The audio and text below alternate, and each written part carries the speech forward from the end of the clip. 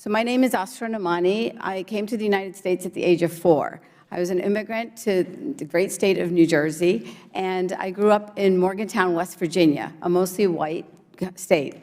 I was affirmed, I was supported, and I was able to grow up a girl who knew not a word of English when I arrived to become a reporter for the Wall Street Journal.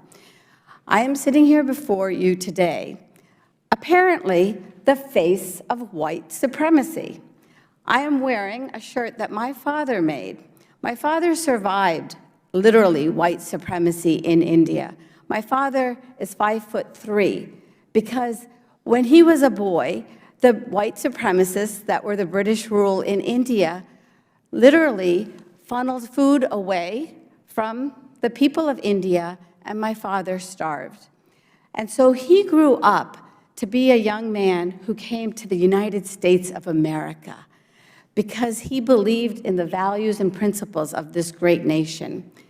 My father made this shirt for me, inspired by the gown that Representative Ocasio-Cortez wore to the Met Gala.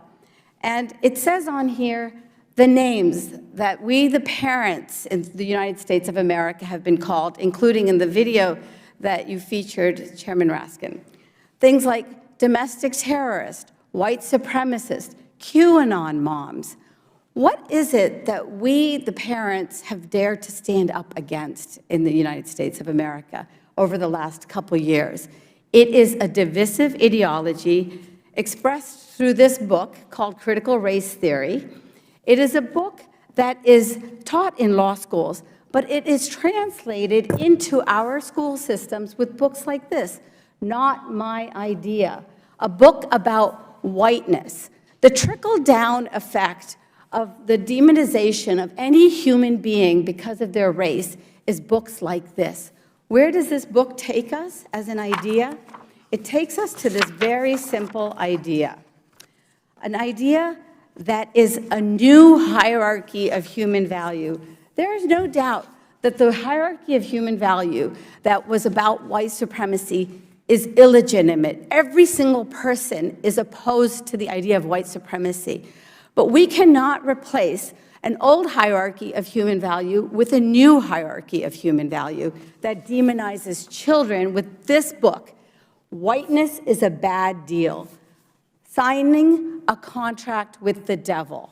What is the message in this? The message is the shaming of human beings. No child should be shamed. And why is this a threat to our democracy? Because we then have posters like this one in the Los Angeles School District. What does it say? F America, with KKK replacing the C. Because the idea is that our nation has become a white supremacist nation, and that is not true. That is not the reality, and we can see exhibited here today this poster also, F the police. This is an ideology that I call the woke army. It is an ideology of activists who are going through America's school districts and our communities, and what they are doing is a threat to democracy. What is the greatest threat that our children face today? It is the learning loss that has happened in our school districts. The Department of Justice declares clearly the characteristics that lead any human being to extremism include having less education. Chairman Raskin, I don't know if you know it, but the reading level in your school district, in Montgomery County Schools, is at 32% of kids that are reading at grade level. Math is at 30%. Congresswoman Tlaib is here. In Detroit, it's 18% and then 12% for math.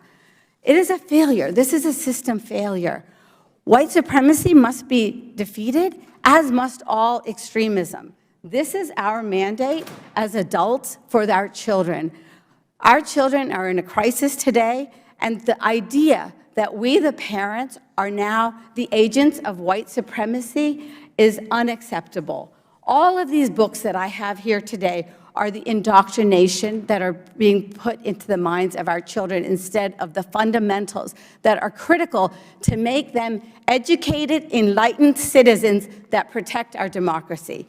That is our greatest mandate, and that is the one that I am honored to serve with you to realize for our children. Thank you so much.